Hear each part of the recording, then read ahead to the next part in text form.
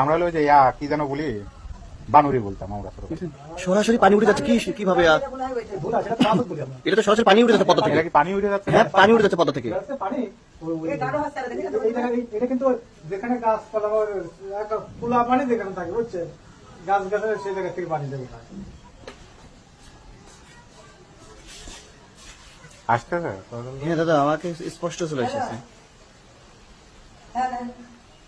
একেবারে ওই যে ভুরকা বাঁধে নিচে ওই পদ্মাতে ওখান থেকে উঠছে, পানি বোঝাই যাচ্ছে যে উপরে উঠে যাচ্ছে। একটু ভালো করে তাকাই দেখেন যে উঠে যাচ্ছে। একটু গভীরভাবে তাকাই দেখেন যে সব বোঝা যাচ্ছে পানি উপরে উঠে যাচ্ছে।